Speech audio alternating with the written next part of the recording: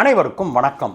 பாலஸ்தீனத்தில் இப்போ நடக்கிற போர், இஸ்ரேலுக்கும் ஹமாஸுக்கும் இடையே நடக்கிற போருக்கு முழு காரணமாக இருந்த பாலஸ்தீனத்துடைய காசா ஸ்ட்ரிப்பு தரைமட்டமானதுக்கு காரணமாக இருந்த ஹமாஸ் தீவிரவாத குழு இப்பொழுது தடாலடியாக இஸ்ரேல்கிட்ட மண்டியிட்டு சரண்டர் ஆகிருக்குது நண்பர்களே. இது பலரையும் ஆச்சரியத்தில் ஆழ்த்தி இருக்குது. தங்களுடைய ஆயுதங்களை எல்லாத்தையுமே ஒரு சர்வதேச பீஸ் கமிட்டி கிட்ட ஒப்படைச்சிட்டு முழுமையாக நாங்கள் சரணடைகிறோம். ஹமாஸ் இனிமேல் காசா ஸ்ட்ரிப்பை நிர்வகிக்காது, காசா ஸ்ட்ரிப்பை ஆளுகிற உரிமையை ஒரு புதிய நேஷனல் கமிட்டியை ஃபார்ம் பண்ணி அந்த கமிட்டிகிட்ட ஒப்படைக்கலாம் அப்படின்னு சொல்லி இஸ்ரேலோடு ஒரு ஒப்பந்தம் செய்து கொண்டிருக்குது ஹமாஸு. இதுதான் இன்றைக்கு ஹைலைட் நண்பர்களே. இந்த முக்கியமான விஷயத்தை பார்க்கறதுக்கு முன்னாடி நீங்கள் நமக்காக செய்ய வேண்டிய ஒரு வேலை இருக்குது. அது என்னது? கீழே இருக்கிற சப்ஸ்கிரைப் பட்டனை தட்டிட்டு வாங்க நண்பர்களே, வீடியோவுக்கு போகலாம்.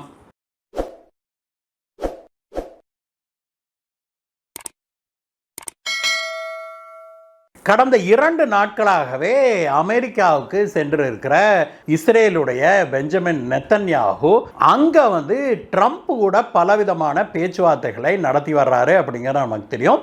ஆனால் இன்றைக்கு காலையில் வெளிவந்திருக்கிற செய்தி எல்லாரையுமே ஆச்சரியத்தில் ஆழ்த்தி இருக்குது. அது என்ன அப்படின்னா, ஹமாஸ் தீவிரவாத குழு இருக்குது இல்லையா, அந்த அமைப்பு தான் பாலஸ்தீனத்துடைய காசா பகுதி முழுவதையும் தன்னுடைய கைக்குள்ளே வச்சுருந்தது, தன்னுடைய கண்ட்ரோலில் வச்சுக்கிட்டு அந்த காசா பகுதி முழுவதும் பயங்கர சுரங்கப்பாதைகளாக போட்டு டனலாக போட்டு அதுக்குள்ள ராக்கெட்டு மிசைலு எல்லாத்தையும் ஸ்டோர் பண்ணி வச்சுருந்தாங்க. இந்த ஹமாஸ் தீவிரவாத குழு தான் இஸ்ரேலுக்குள்ள புகுந்து 1200 பேர்த்த மிருகத்தனமாக ஈவு இரக்கமின்றி கொன்றாங்க. அதற்கு எதிர்வினையாற்றும் விதமாக தான் இஸ்ரேல் ஹமாஸின் மீது, காசா ஸ்ட்ரிப்பின் மீது போர் தொடுத்ததை நாம் பார்த்தோம். அதற்கு பிறகு காசா ஸ்ட்ரிப்பே தரமட்டமாயிருச்சு அப்படிங்கிறதா உண்மை. இந்த ஹமாஸ் தீவிரவாதிகளை முழுமையாக அழிக்க முடியவில்லை அப்படின்னாலுமே கூட ஹமாஸ் தீவிரவாதிகளை பெருமளவு, அவங்களுடைய ஆயுதங்களை, ஹமாஸ் தீவிரவாதிகளை கூட பெருமளவு அழிச்சிடுச்சு இஸ்ரேலு. இன்றைக்கு இருக்கிற ஹமாஸ் பல்லு பிடுங்கி போட்ட பாம்பு மாதிரி தான் இருக்குது அப்படிங்கிறதா உண்மை. அந்த பாலஸ்தீனத்தோடு ஒரு அமைதி ஒப்பந்தம் செய்கிறது அப்படின்னா இஸ்ரேல் போட்ட மிக முக்கியமான கண்டிஷனே என்ன அப்படின்னா, இந்த ஹமாஸ் தீவிரவாத குழு டிஸ்பேண்ட் பண்ணணும், அதை முழுமையாக இழுத்து மூடணும். யாருமே இனிமே காசாக்குள்ள ஆயுதங்களை ஏந்தி கொண்டு இஸ்ரேலின் மீது தாக்குதல் நடத்தக்கூடாது. அதுக்கு சம்மதம்னா மட்டும்தான் நாங்கள் பேச்சுவார்த்தைக்கே வருவோம்னு இஸ்ரேல் சொல்லிட்டாங்க. பல மாதங்களாக இது இழுபறியிலே இருந்தது நண்பர்களே. ஆனால் இஸ்ரேல் தன்னுடைய தாக்குதலை நிறுத்தவே இல்லை.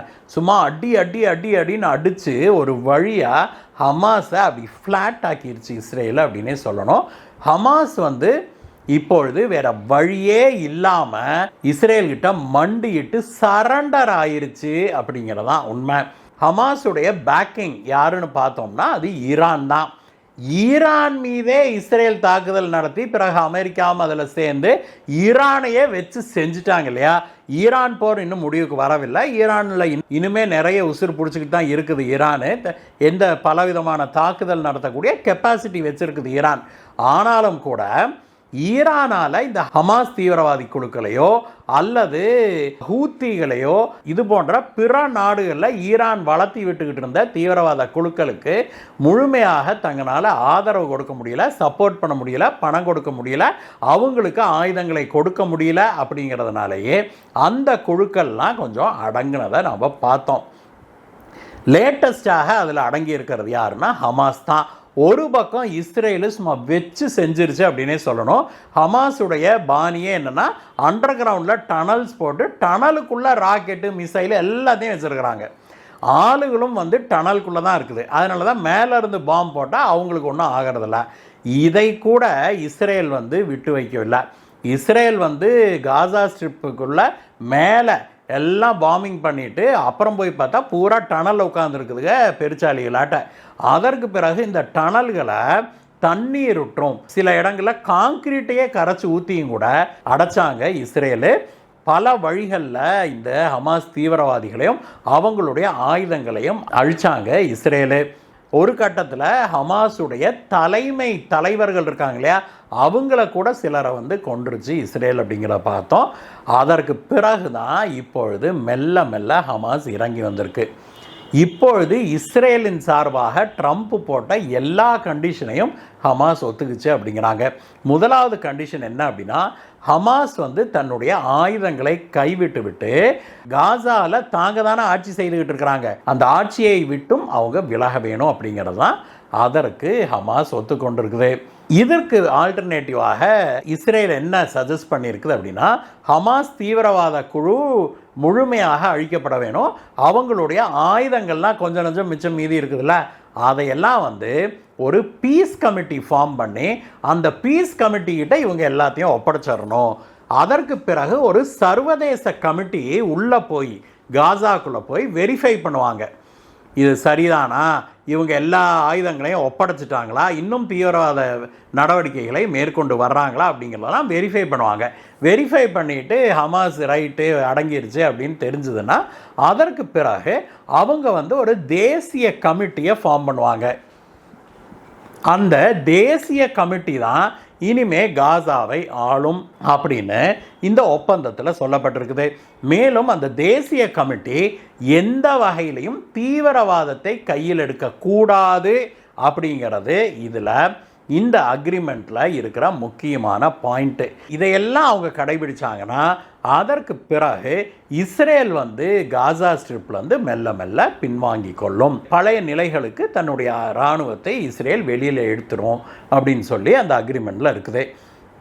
இந்த அக்ரிமெண்ட்டில் தெளிவாகவே என்ன சொல்லியிருக்குது அப்படின்னாக்க, அங்கே ஹமாஸ் தன்னுடைய ஆயுதங்களை ஒப்படைக்க சைமல்டேனியஸாக அதே சமயத்தில் இந்த பக்கம் காசா ஸ்ட்ரிப்பில் இஸ்ரேல் தன்னுடைய படைகளை மெல்ல மெல்ல விலக்கி கொள்ளுவாங்க அப்படின்னு சொல்லி தெளிவாகவே சொல்லப்பட்டிருக்குது.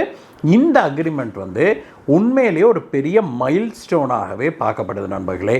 இத்தனை ஆண்டு காலமாக ஹமாஸ் ஒரு அமைதி பேச்சுவார்த்தைக்கே தாங்கள் தயாரில்லை, என்னானாலும் இஸ்ரேலை அழிச்சிட்டு தான் நாங்கள் மறுவேலை பார்ப்போம், இஸ்ரேலை அழிப்பது தான் இந்த பூமியில் வாழ்கிற ஒவ்வொரு யூதனையும் அழிக்கிறது தான் எங்களுடைய கொள்கை அப்படின்னு யார் சொல்கிறா?